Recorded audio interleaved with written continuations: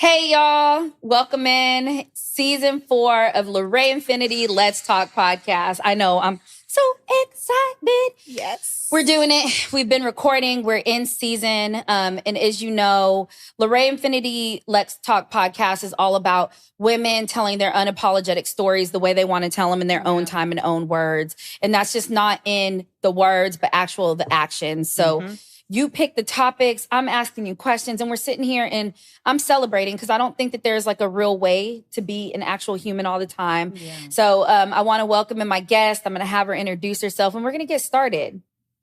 Hello, everybody. My name is LaShanna's Moore. I am the fierce and fabulous 46 years old. My zodiac sign is Taurus. Ooh. And today I am letting you in on my world. And you're listening to the LaRae Infinity Let's Talk podcast, season 4, the dynamics of women. Women. Yeah, all that stuff. So welcome in. I'm excited to have you. And thank you for having me. Yeah, my pleasure. I'm excited about you and your story, but I have to go back to how I met you. Right. How did I meet you? Myra Shaw, Big season ups to 2. Myra. It was her rest retreat. Well, yes. I don't know if we met, but that's when we first saw each other at least. Yeah, and I knew you before that because, you know, you're a wellness. I knew of you. Okay, and so knowing of you feels like I know you. Gotcha. But during the rest retreat, you definitely were dropping the gems. And I was like, this is a very interesting human. And then when I was looking for people I'm working on a project with Harris County Public Library. And it's all around communication and experiencing culture and everything. Right. Myra was like, LaShanna. And I'm like, what? Then I found out all this stuff about you. So we're going to dive into it. Okay. And I'm really excited about it. We were talking about tribe earlier, and I'm just honored to be a part of the gang. I call y'all the gang. Pew, pew, pew, pew. But, you know, Myra and Franca were like, the first time I met them, I was like, y'all are like the aunties in Houston. And they were looking at me like, bitch. But like, it's a thing. So. So I'm excited to be like the young member in the auntie gang. Yes, right. Ma'am. And so you have this amazing story. But before we dive in, I want to play a game with you. It's called Let's Talk Fast. So everybody, we gotta get ready. Get ready. Position myself. Do you need to sip a little wine? Not yet. Okay, I am. Should I grab? Then we know. Okay. Should I grab? Then we know. Shout out to the Esperson building. So our podcast studio this year is the Esperson building here in historic downtown Houston, right? And then, of course, Share Me Wine always hooks us up with the libation. So this is super cool. This is wonderful. Thank you. So proud of you. If I can say that before we begin. Yes. So proud of you. Everything today has just been an excellence, and it's who you are. And so just to see this and what season 4 has in store, I'm very proud of you. Thank you. We're ready. Yes. Because it's dynamic. Yes. And it's women. So let's talk fast. I'm going to say a word. You're going to spit out whatever comes to mind. And let's talk.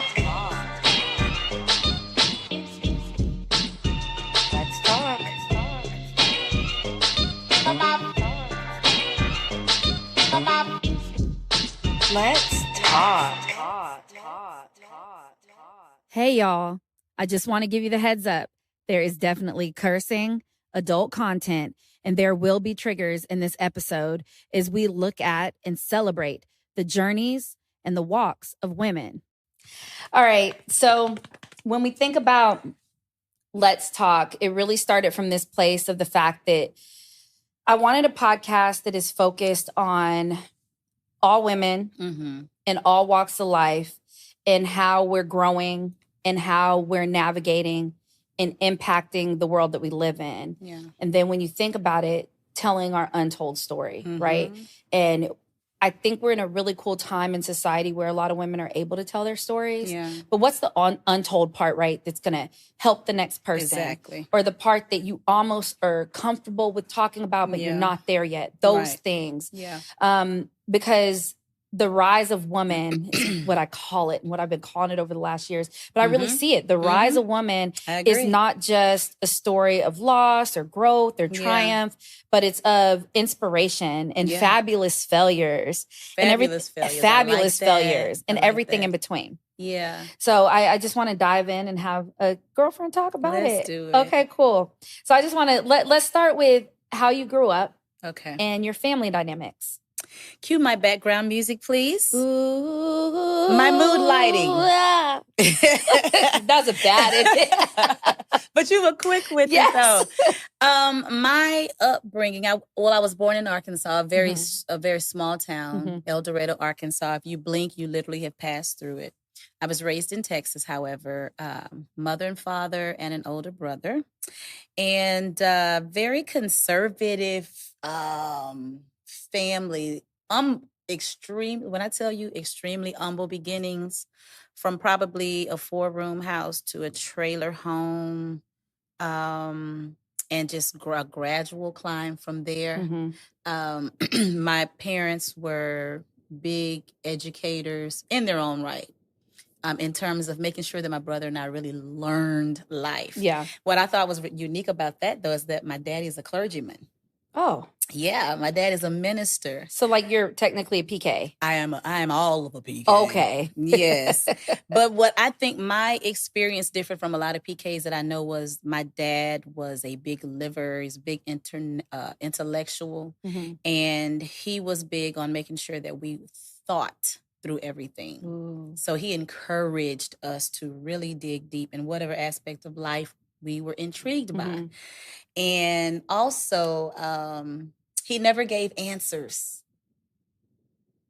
Like asking advice and stuff like that. He would not give it. Now, my mother would. Yeah. Complete opposite people. But he would never give answers. He would just kind of help you navigate. Interesting. So I think I had a different experience in terms of my PK life versus a lot of my friends and counterparts. That's really the big picture of my upbringing. Very, very humble. We worked. We learned, life values. We went through our stuff. What kind of work did you do? My first job. And Still what proud age? to this day. As soon as I was legally able, which was 16 then, minimum wage was $4.25. Ish. Okay. Still more than service industry at $2.13 right now. In 2023. Let's not talk about it. That's another conversation. Whole another conversation. But it was Chuck E. Cheese.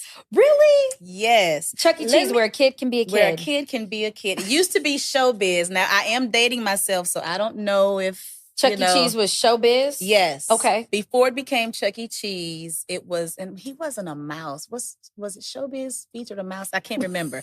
But it was called Showbiz Pizza Place. Okay. But Chuck E. Cheese was my first job. And I will tell you, LaGina, that there's stuff that I still remember to this day. Like what? That I learned.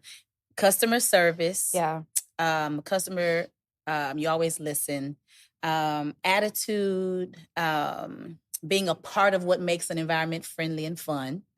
Hosting, I learned by doing, hosting the party. People don't understand these origins.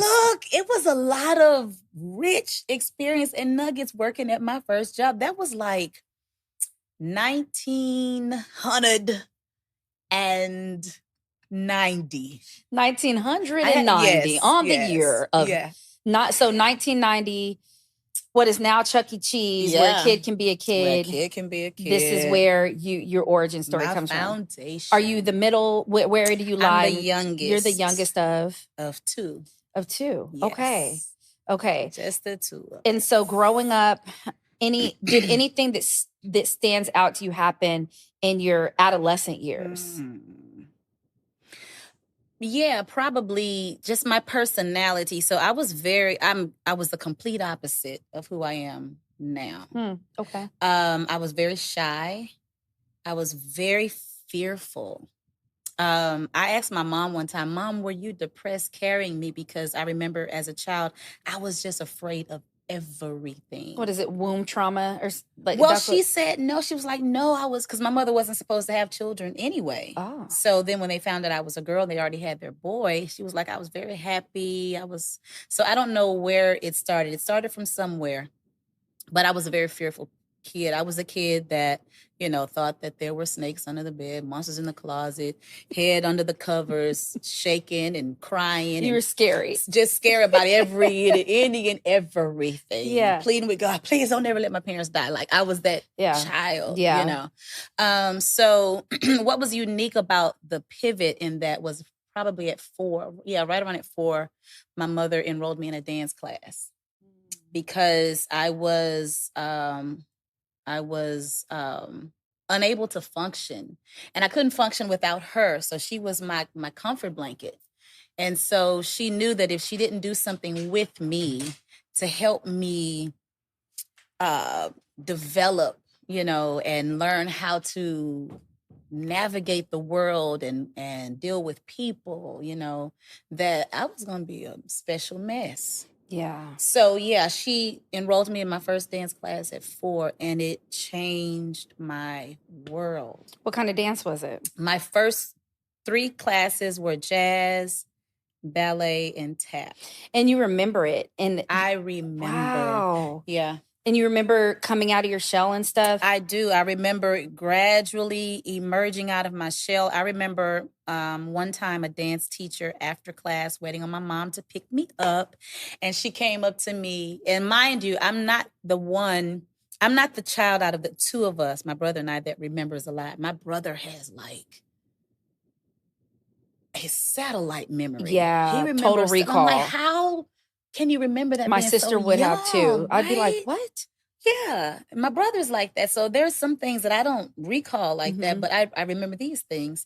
And I remember a dance teacher coming to me after class. She said, "You really love to dance, don't you?" And I was like, "Yes, ma'am."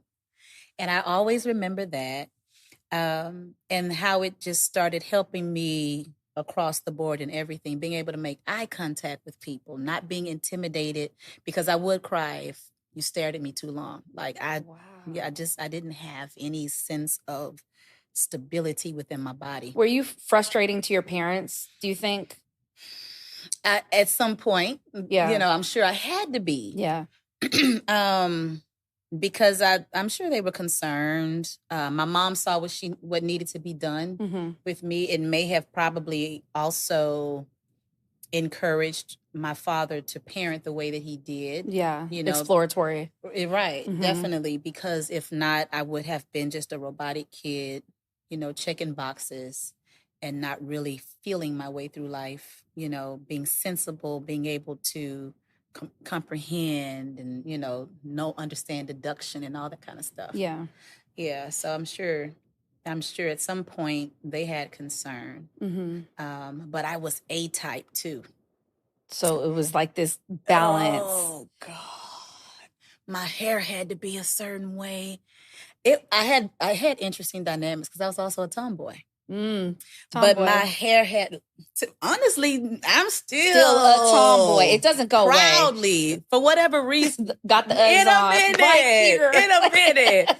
Wherever the term came from, I don't know how it was penned because, Now you can't, it's bad or whatever. Yeah. So 4 years old, the dance brings it out of you. You're starting to shell. What happens next? How do you progress through grade school and stuff? I did pretty good. I was a self-punisher though. So I had to find my parents had to help me find grace within myself. Because I did great academically. I started learning how to, embrace friendships and stuff. But like if I made a grade that I considered wasn't acceptable, which was under a B, I would put myself on punishment. I would tell my friends, girl, you all part of my voice because I'm getting my voice back. Although my husband says he likes that. It's sexy, girl. Sexy. But yeah, I would tell my friends, I can't come out and play. Wait, you would. And see, I was a fake self-punisher because I would do something and I'd be like, hold up. Right. I know I shouldn't have done that. Yeah. Bad. I'm going to my room and I'm going to think about it. And I'd be like, hell yeah, man. I'd be like, I did that. You ain't about to get me. Girl, yeah. But you were like legit punishing yourself. I was legit punishing myself. Yeah, I would stay in the house, with this idea. And that's when I really started learning about grace as a principle and just as a gift too. Because they had to help me out with it. They're like, LaShanna, if you need to be punished, we'll do that. You don't need to do this to yourself. We would be the parents and we would talk through it anyway. But yeah, so I started trying to learn how to find middle ground and balance things. Yeah. Interesting. I was an opt-in. I was like, just hit me. I was like, don't talk to me to death. Because my parents, like, when I very much think of my father when you talk about that exploratory with your dad. Yeah. Because it's like, can I go? Can you go here? Is it okay if? And I'm like, man, what the fuck? Can you just tell me, please? And I'm like, if you do, and I'm like, right. So I was very much like, can you just hit me? Can I just not and get this like a whole like conversation around logistics, around your moral compass, and I just be like, why can't you be like regular parents? Absolutely. So I feel you on that. That was my dad. My mother. Academic educator background was the total opposite. She was, these are the rules of life that you must follow. These are the directions that you should go. This is the dynamic that you need to be aware of. Yeah. Completely different. And as I've gotten older, now I'm learning to appreciate what each of them brought. But growing up, that was hard to toggle. Two complete different dynamics. Yeah. My mom was very much, and still is to this day, academic, right? So these vocabulary words and everything came from her because she never spoke to us as if we were children. 5th grade spelling bee champ right here. No, I was all the way dyslexic, but I could like the verbal. My verbal dexterity was just off the charts, and it always has been, all of us, and just have all of these things. So your parents contributed to you in 2 different ways, but they were also exploratory with how to get you out of your shell. Girl, you're a great interviewer. Really? Yes. You better pull that thing together. Yeah. So they get you out of your shell, and we move on to high school. Yeah. What was high school like?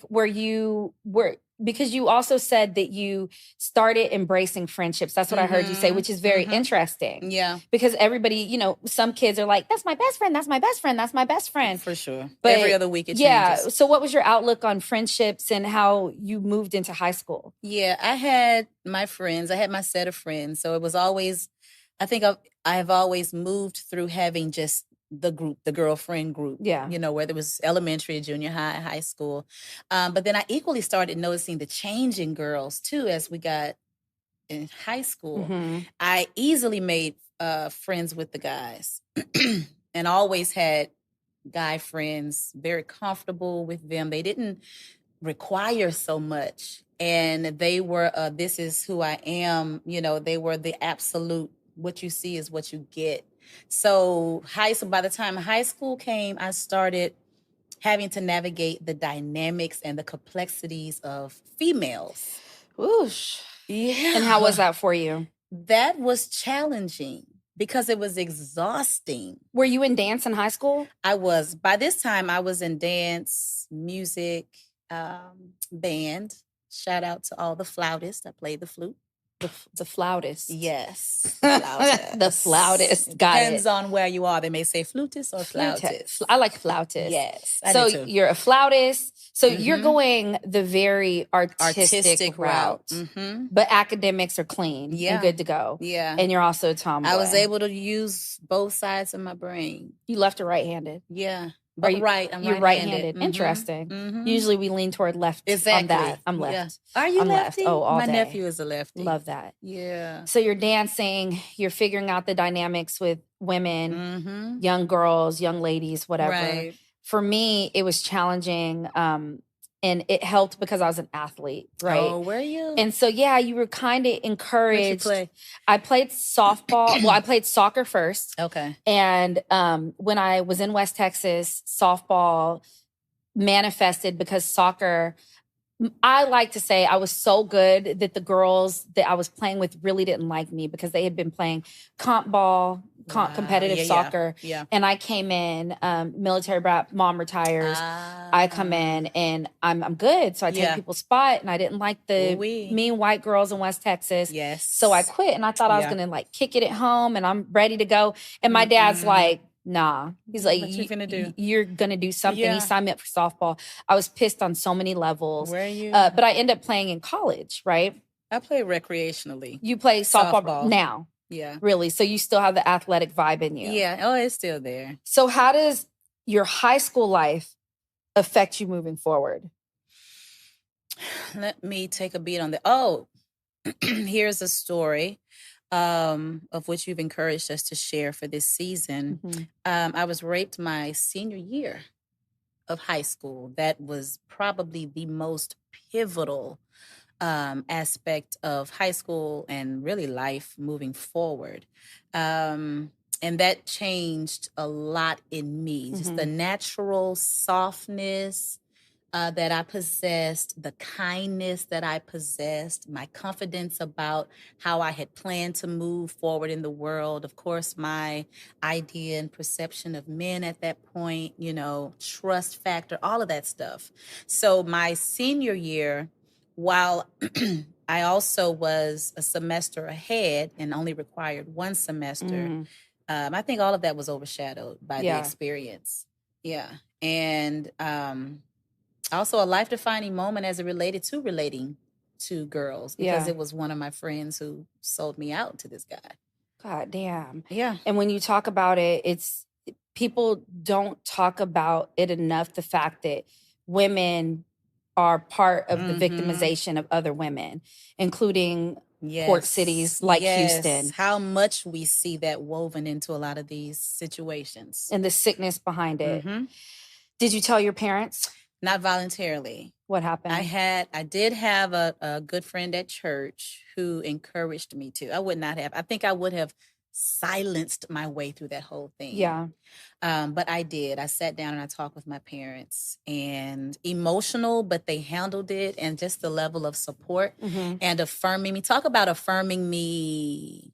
They did that. And making sure that I knew it wasn't me. Yeah. It wasn't anything that I did to provoke that. Yeah. That was my first time ever going to a gynecologist. A lot of firsts. Yeah. Because they covered you. So it was like, yeah. Oh, yeah. Had to take care of all of those things. And I consider a life-defining moment. What did it do when all of this happens? You're talking to your parents, you're saying it's a life-defining moment, but what do you feel like it defined? It defined who I felt like I needed to be moving forward. And that later on, moving forward, that changed again. Yeah, because when you go through something, first you got to deal with the trauma of it if you acknowledge it. You got to deal with the trauma of it, and then you have got to decide, okay, what does this mean for me in my personhood, in my pursuits, in my relatability, how I'm relating to other people? So at that point, I thought I had defined what it meant moving forward. And then, of course, trauma will do what trauma does, which means thrusting you into this achievement mode. Yeah. So, I had all of these new bullet points now moving forward, going to college, and what I was going to do, really to prove to myself that it had not affected me like it did. Right. Like it's the standing up and being like, fuck this didn't win, blah, blah, blah. Where'd you go to school? U of H. You went to U of H? Yes, I didn't go to an HBCU. No, yes, go Cougs. Right. Yes. Okay. You went to U of H. I went to U of H. So when you left for college, did you feel secure? Well, I was home. I had the option She drinking her water. Excuse me. I had the option to attend my family's alma mater, which is Grambling State University. Graham fam. Yep. Yes. Yep. But they didn't have the major that I wanted, which was performing arts. At that time, they didn't have a full program. So everything that happened did not stop the dance. It didn't. Okay, good. You know, what was really pivotal to me with that was the day that I was raped, I was scheduled to dance at my mom's Christmas banquet that night. And I made it happen. I did it. But it connected me. That was just another demarcation that connected me to dance. Yeah. Deeper. Because when I entered college, I was going for pre-nursing. And by my sophomore year, I was like, there's something deeper in me regarding the arts that I'm acknowledging, that I'm not acknowledging. Mm-hmm. And then I was like, what are my parents going to think if I go to them and tell them that I want to change my major from pre-nursing to the arts? And my parents are baby boomers. They're going to be like, where's Get the a job, 401k? put your head down, Like, how you gonna okay. make them, right? How you going to make the money? And how you going to support yourself and be successful? You know, but I was thoroughly shocked. They supported it. Really? Yes. They shocked me on that one. Of course, they had questions, but the overarching focus was you got to do what you want to do.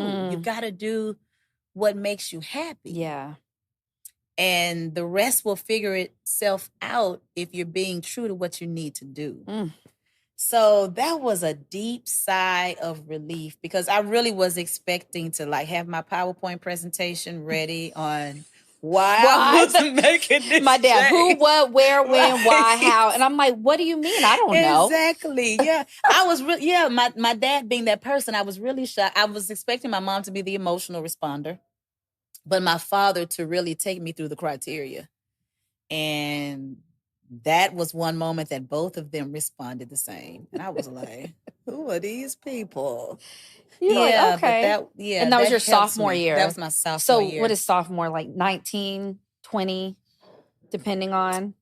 I would say for me, it was probably around 19. Yeah, because you were on the younger side, right? Yeah. Okay. Now, I want to go back to when you told your parents, they asked you who raped you and what happened. Right. I did tell them. I told them the entire situation. Many times, what I've discovered moving forward now, being a women's advocate, yes, that many times you know your rapist. Yes. So my family was familiar with the family of the guy and all of this. And so I shared with them the entire scenario, how it happened, who it was. They asked me if I wanted to press charges. Of course, at that point, when you're in complete victim and shut down and shame mode, you don't want to move on. You just want to move on. Yeah. So I shared with them that that was something that I didn't want to relive, let alone publicly.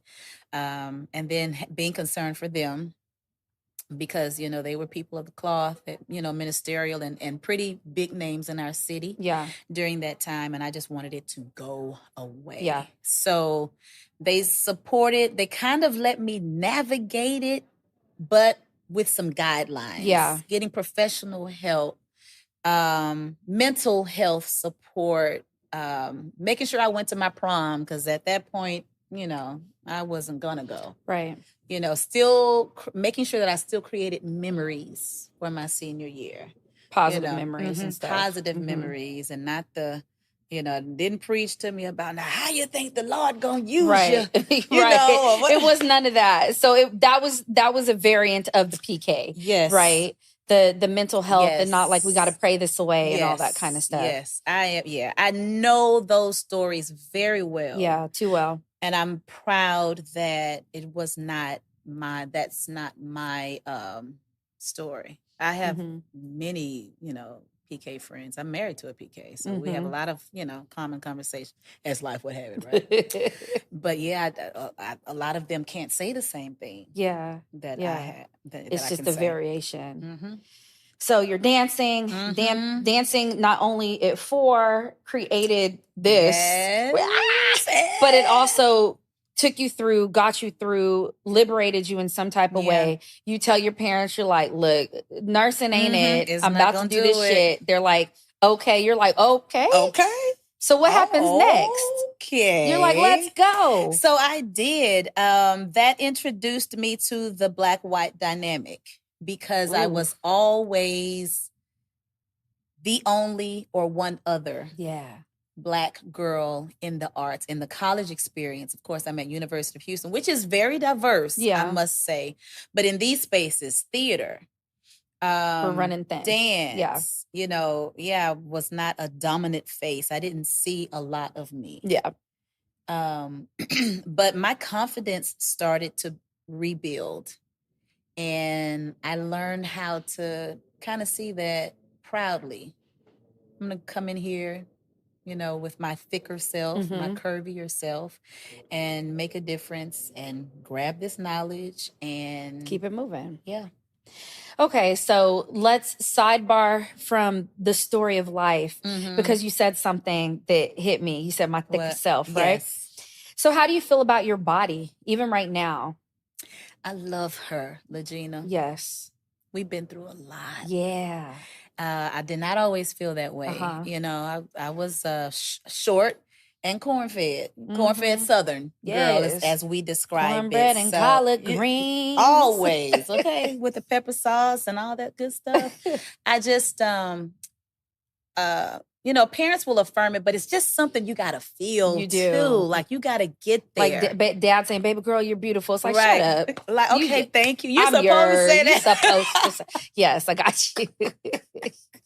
I had to grow to that point. But at this point, at 46, I am comfortable. She's still changing. I'm in perimenopause now. And what? That's pre-menopause. Is that pre-para? Yeah, the para is the precursor to menopause. Okay. Hormones are changing. Your body is changing shape, mood swings. There's a whole bunch of stuff. But I love this body because she's carried me through a lot. And I said to somebody, I had a speaking engagement. And I told these women, don't go and hug another tree if you have not loved you first. Ooh. I said, if trees could really respond based on what we're emitting, you go and hug a tree and don't love yourself, you kill that tree. Because the tree knows that what you're emitting is not authentic and genuine. It's toxic. Yes, toxicity. You're giving toxicity away. I have to learn to love myself. And it doesn't mean that we don't want improvements. It doesn't mean that there aren't things that we'd like to change. But it's just that if we don't get and everything in the culture and in our society is anti-aging, anti-weight, anti-this and that. And if I don't... Antidepressants. Right. And so I started learning that if I don't step away from those matrices and really hone into LaShanna, that number one, I can't be about my message, and I can't live well with me. Yeah. So I love her. I love her. Good. Yeah. What is your message right now? My message is for Black women to be well and be whole. It's for everybody. Yeah. But specifically for us. Yeah. Being well, being whole. I think that's my drive. Yeah. In every aspect of who we are, what we do. Okay. Yeah. I love that. So we're going back to you being thick. Yes. At U of H. You're dancing. At the Cool House. Yes. You've got the blessing of the PK parents. All that stuff. Right. So what do you do with that? I had big plans. I had a lot of plans. So I entertained New York because I traveled there a little bit, being in the arts. I entertained Broadway. Excuse me. It was definitely going to be some artistic stuff. Touring, just moving about, living my free life. And after college, that was going to be the goal. I did, however, end up opening my first dance studio while I was in college. Okay. Yeah. I was working. Okay. I had a full schedule at school. And then I was like, I want to open up a dance studio. And I opened it up in a predominantly Black neighborhood. I wanted our girls to have it. But the timing of it all, right? Was unique.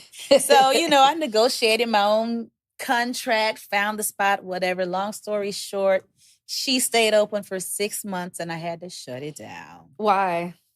I couldn't manage it. I don't think I was ready. My heart wanted that, but it was the timing. Okay.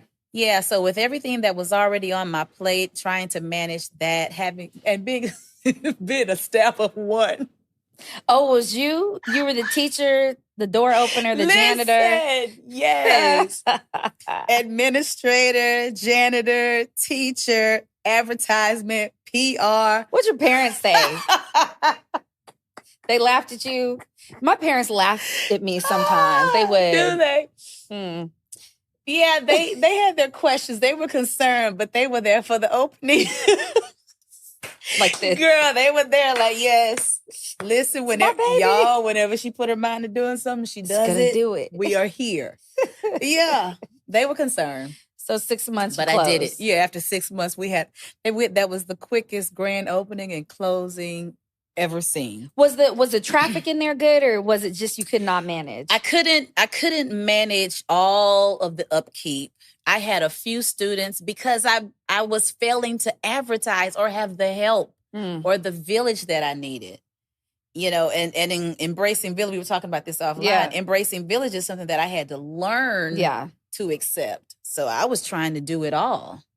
And then keep up with studies and rehearsals and # not real. All of that. It was not realistic. Mm-hmm. Looking back on it now, it's laughable. It's laughable. I'm pretty proud of the failure that it was. Yeah. But it's the timing, which is a lesson to everybody. Just like I said, that fabulous failure. That fabulous failure. I laugh. Like, I think sometimes people veer away from the word failure. And I'm like, no, like I fell like almost every day. Yes. And it may be something little. Like this morning, it wasn't my arena to pull the wagon in here. Like, it just wasn't happening. Oh, really? And, one of my team members is just looking at me.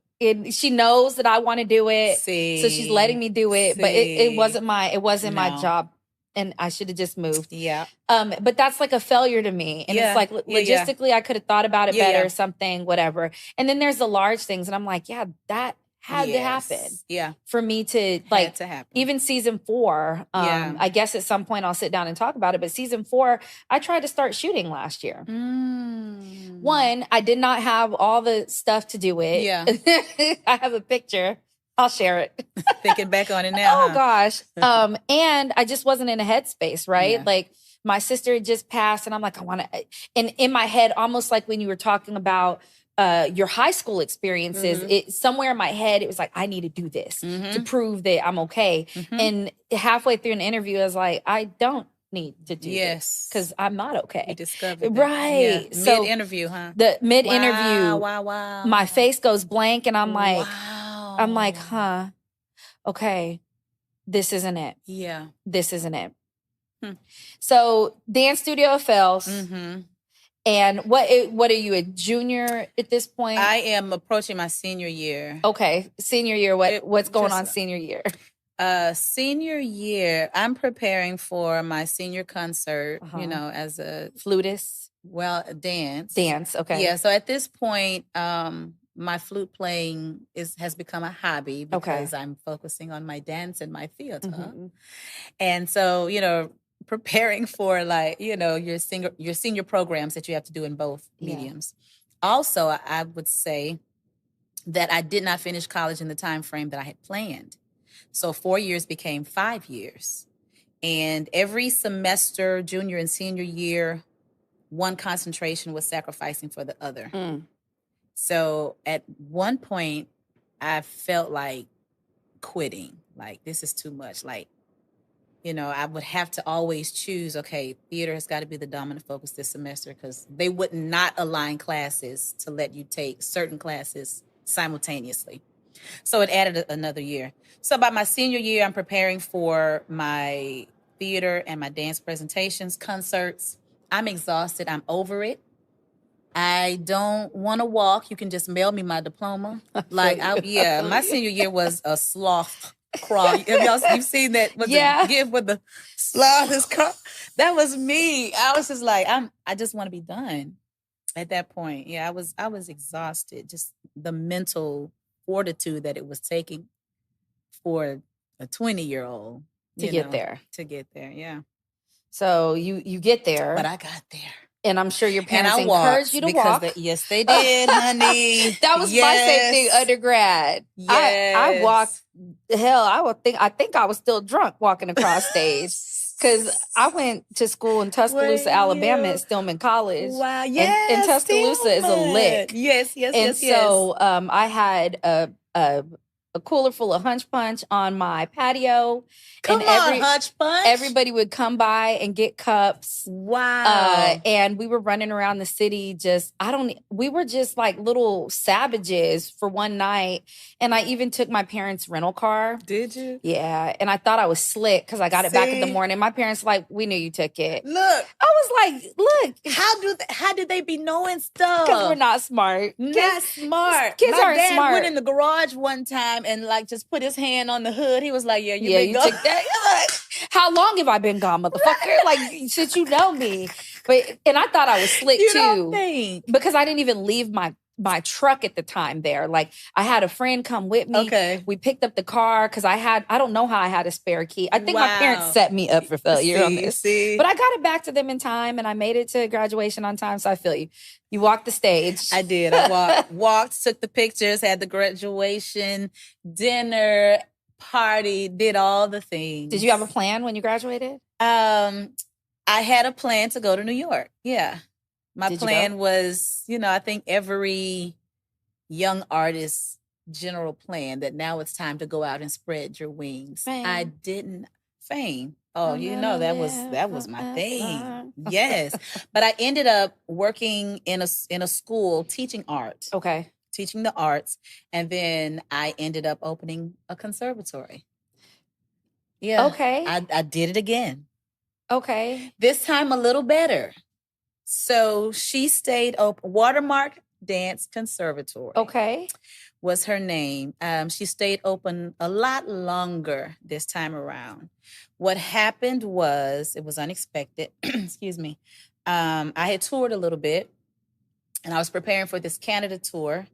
And I was like, okay, I'm going to slim down some of the southernosity of me and be ready for the stamina of the show. And long story short, hired a personal trainer. Guy just had a natural physique, was not certified, ruptured my Achilles tendon. And that's what shifted things. So you said, okay, you had the conservatory and you were touring. What were you touring? Doing dancing? It was going to be dance. And what kind of shows? I was the only female. I was proud of that, right? Yeah, of course. It was a theatrical show with some huge dance numbers and components in it. And so I would have been the choreographer and the performer for them. Well, shit. Mm-hmm. And you were training to prepare my body, my stamina, my cardio endurance for the run, because we were going to tour, all the different parishes of Canada. And so we had already been we had done one run. Okay. So I'd been once. And then they came back, with this wonderful opportunity I will never forget. I was so hyped about it. And oh my God, I have a special needs nephew, and I remember leaving they had this big thing for the kids. Oh, it was so great. I left on a high, leaving his baseball game, said goodbye to my parents and said, to the family, whatever, because I had a training session. Yes. I was so hyped. Getting ready for this tour. Things are going good. Life is the way I need it to be. It's focused. I didn't have to take too many detours, to reach my passion. And bam, this happens. I didn't even realize it when it happened. Didn't realize that it was what it was.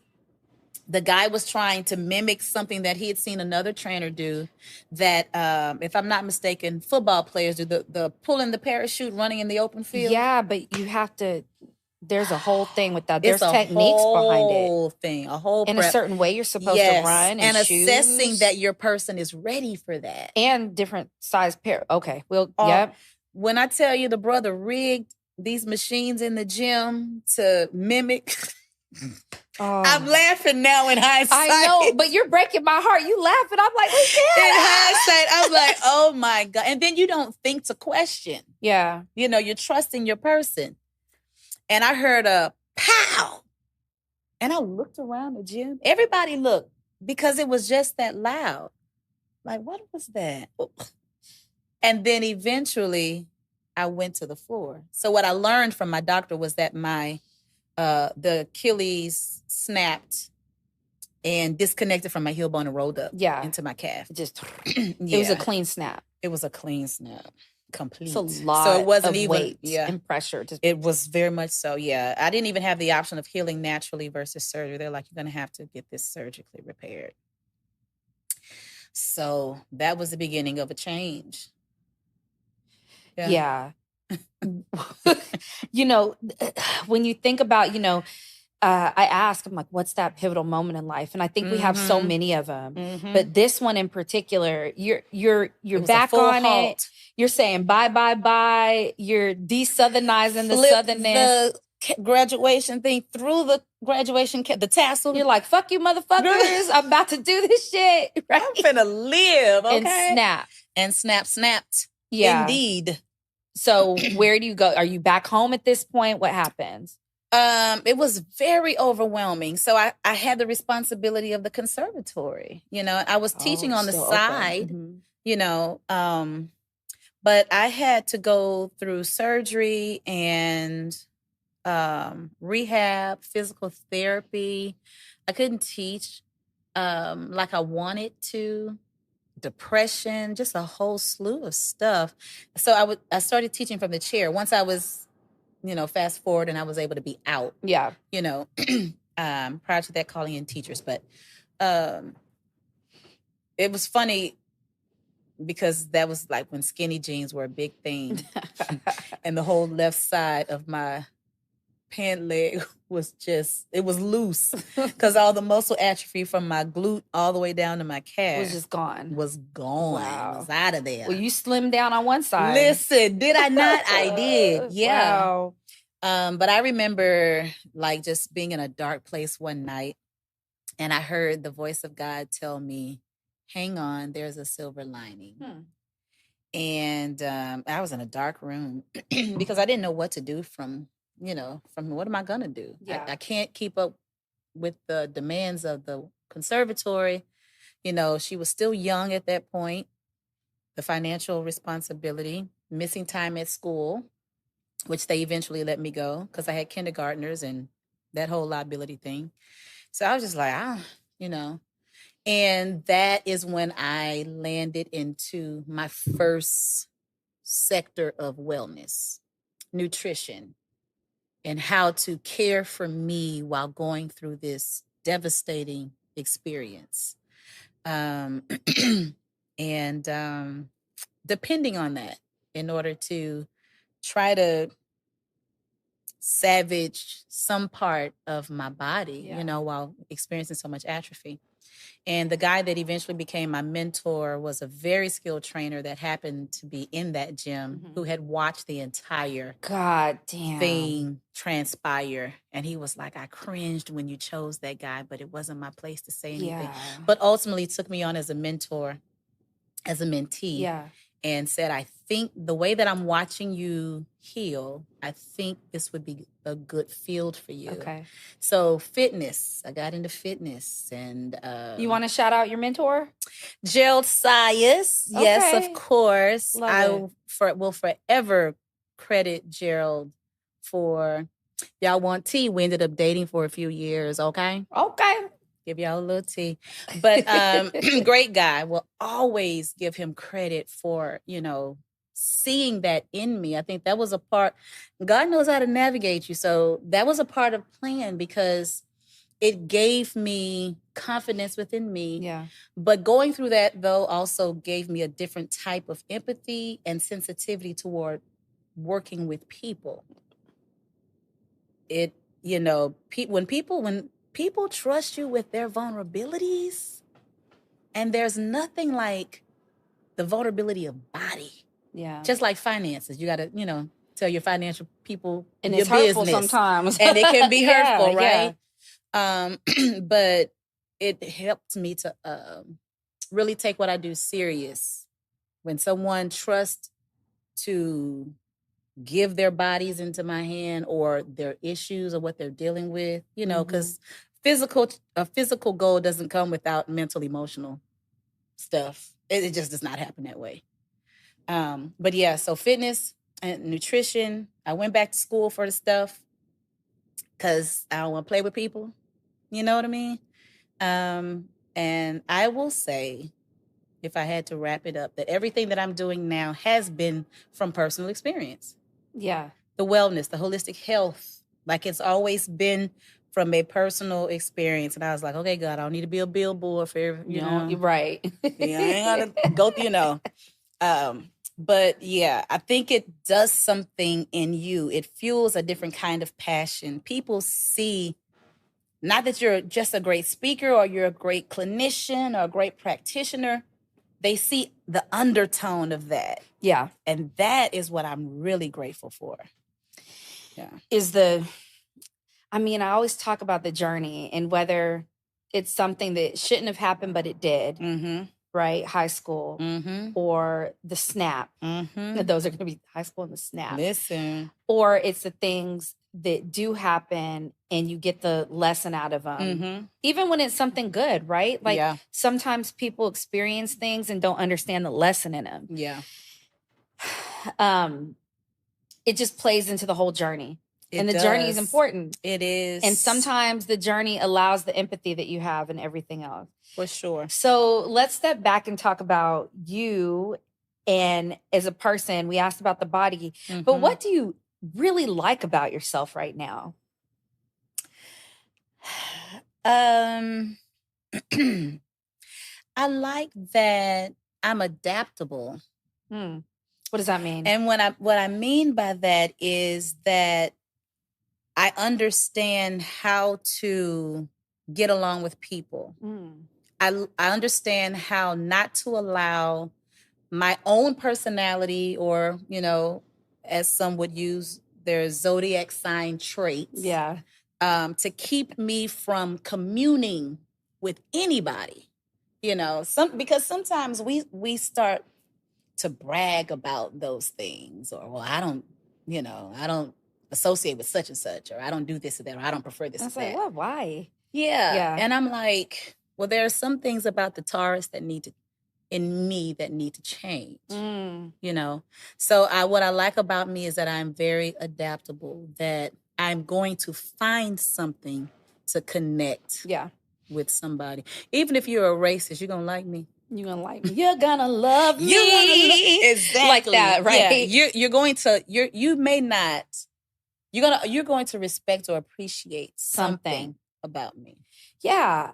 I feel like that sometimes. Like, and I really do. I'm like, you're going to love me. And it's not, and maybe it's like the good ego in me to understand that I think that there's just a way with everybody, right? Yes. So what's something in you right now that other people either really like about you and you're learning how to embrace, or something that you're wishing or working on liking about yourself? And one that I always give a really good example about, without having to quantify, because sometimes I think when you tell people you don't like something, people are like, you should love that about you. No, shut up. Nobody asked you. I love myself. It's fine. Like, I love my body, and this nipple could be bigger or something, whatever it is. Right.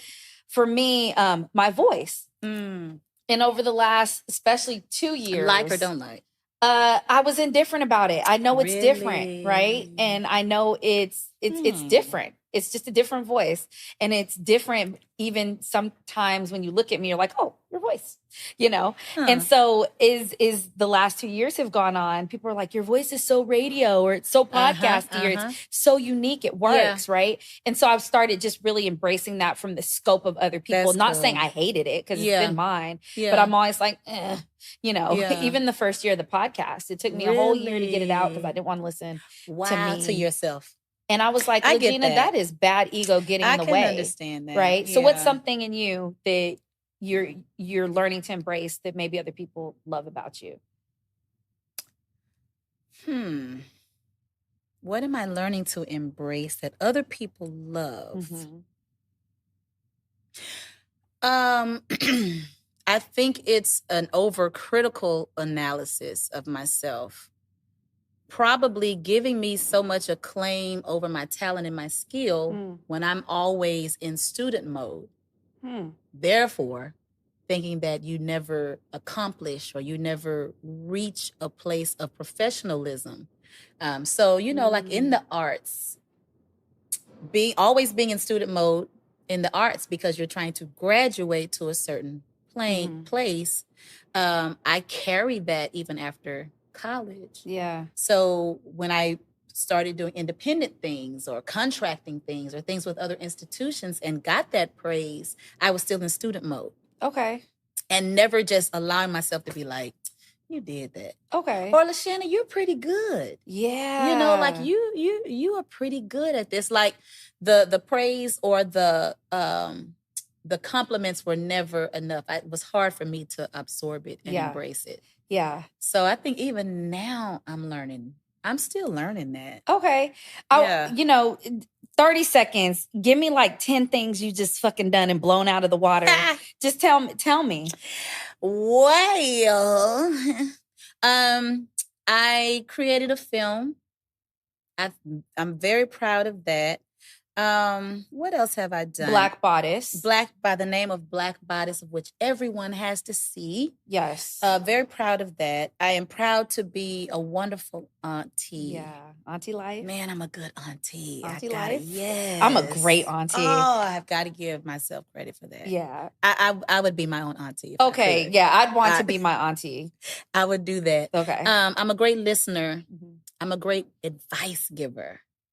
Trying to keep count here. I'm a great communicator. I love that about me. What are some accolades? Some accolades.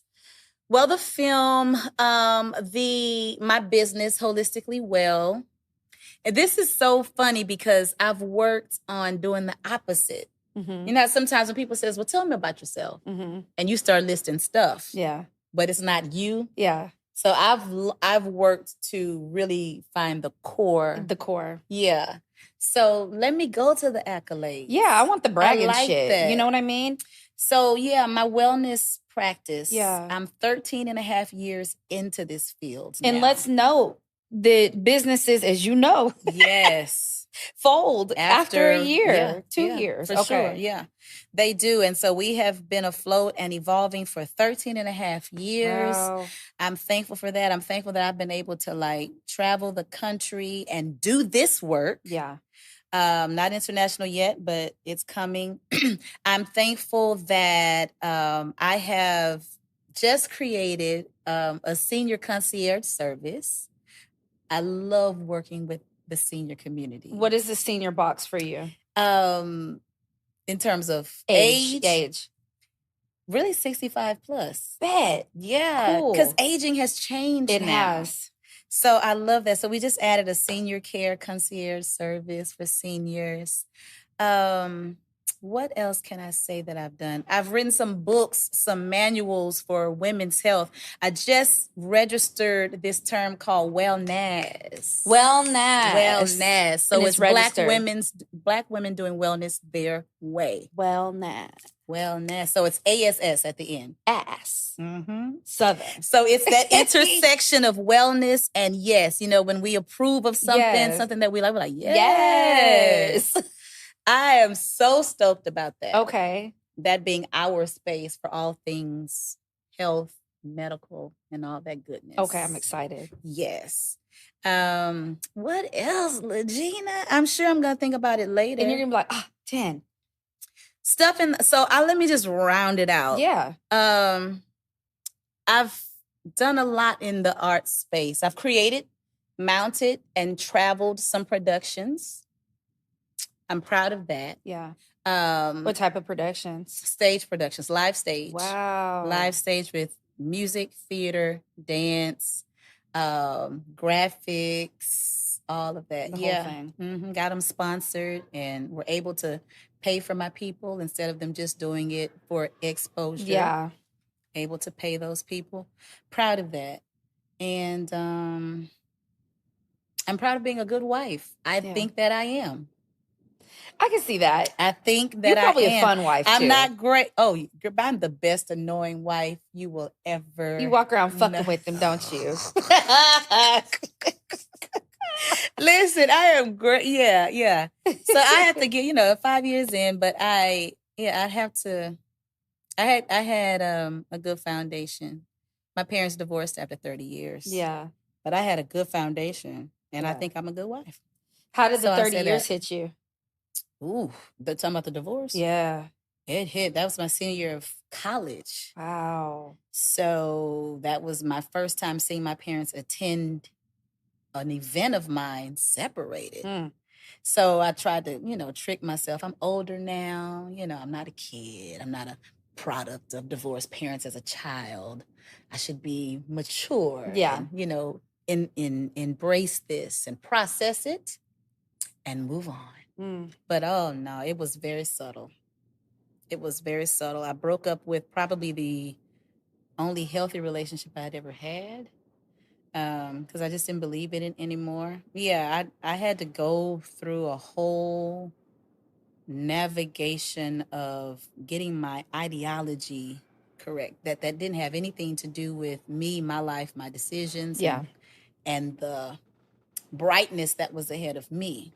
That was their thing, That was them. Mm-hmm. Yeah, I remember calling my parents after I graduated high school. Or maybe I was graduating college because my brother, my sister, and I graduated college. What order are you guys? I'm the middle. My sister was the oldest. Child. Yeah. And my brother is the youngest. Okay. So my sister at the time was graduating law school. I was graduating undergrad, and my brother was graduating high school. And I think I had called my parents and I was like, y'all don't need to get divorced because Johnny's leaving the nest. Like, don't nobody want y'all. Y'all need to stay together. Y'all better be happy. I remember saying something very aggressive to them. Oh, yeah. I definitely remember that. Why? Because I just knew that a lot of the white kids in my hometown, their parents would get divorced as soon as they were out of the house. And my brother was the last one out. So it was just one of those things. What is I'm sorry, but hold on. Okay. How did they respond to that? Okay, LaGina. My parents were they expected the shit I said. And I think that's how I've been moving through the world. People are like, well, how do you, my parents have fostered and put up with this shit. Yes. My they know their child. Of my they know life, their child. Right. All three of us were raised by the same parents, different humans. Yeah. Different humans. And I was always the one, even my dad was deathly ill. Like, I threatened his life. Yeah. And, I was like, I'm giving you my kidney, motherfucker. Like, that kind of stuff. So they expected it. They totally expected it. That's LaGina, ladies and gentlemen. That's our baby. That's our middle child. Wow. So what's something about you that a lot of people don't know or understand that you want people to know and understand, but don't always feel there's space or a reason to clarify? That I know this has become such a trend, so I even you're reluctant to say reluctant to say it. Everything becomes trendy, and I don't. It gets on my fucking nerves. But that I am still very much so an introvert. There's a part of me that's still that kid that is great with being by herself. Yeah. Not the insecure part, but almost kind of like that only child syndrome. Like, I'm so good being by myself. And I think because what I do is so people driven, it's customer service, it's community, it's all of that. There's this idea that I want to be or have to be around people all the time. Yeah. And I just kind of want people to know that I'm good. Like, if you see me out and I'm by myself, You're okay. I'm having dinner by myself or whatever, I am totally good. Get your autograph and keep moving. I'm not depressed. Home is good. I'm good. I just wanted me time. I love that. Yeah. I want people to know that. Yeah. Yeah. Like, or if I'm low energy, I'm okay. I'm just chilling. Ooh, I love that. You're just chilling. Just chill. Yeah. Would you rather be crazy rich or deeply in love? Deeply in love. Really? Yeah. Okay, why? I think there's a value in that. Not fairy tale like. So I was 42 when I got married. So I think my perception on love is different. I did a lot before I got married. I had all my independence. I didn't have to. It wasn't the fairy tale thing. I wasn't waiting on a man to rescue me. Your first marriage. Yeah. 42. Yes. There's hope. There is hope, honey. Yes. I had moved to LA. I was 39. I had already found a fertility specialist because I was like, there are no prospects. I don't know what's going to happen down the road. Let me just go and see this lady. I'm starting to consider that. And see what I need to do, which I still advise women in my religious space, because I grew up in purity culture. Yeah. Sidebar, detour here. I tell girls, I will still tell them, even if you are waiting for whatever reasons you're waiting for, it's not a reason not to know anything about your body. Yeah. Go see what's going on. So, yeah, I would be deeply in love. There's a value in the power of partnership with the right person. And I can build money. I can create that. Yeah. I vary every season, every year, every day. Really? I do. But in working with the elderly, I've had patients that are at that final chapter of life and that have shared with me that the one thing that they would have changed was not letting someone in, not having a mate, or they're at the final chapter of their life, or, toward the latter part of living. No one's coming to see them. No one's coming to see about them. They shut everybody out, or they didn't entertain it, or they didn't welcome it, or they had their own ideas at the time. And now in this chapter, it's like I would have done it over. So I think about that now too. That's profound. Yeah. I remember those conversations. That's profound. So this is season 4. Yeah. LaRae Infinity Let's Talk podcast.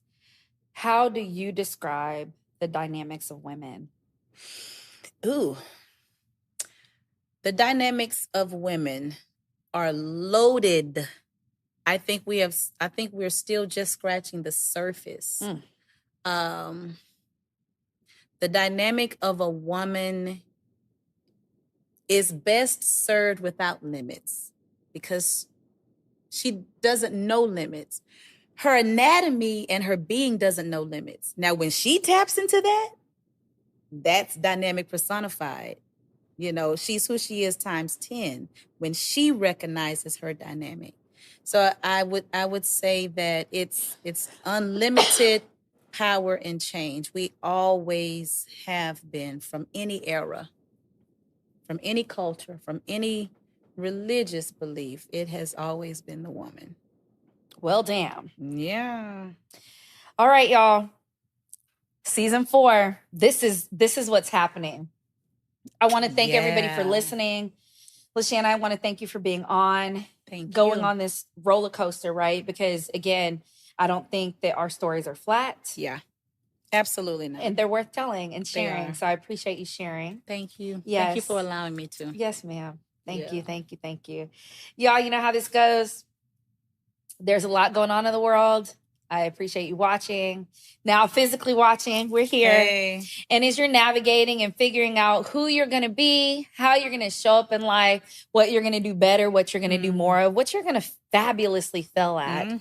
I want you to always remember to tell your story, be your own brand, live your truth, and stand in your moment.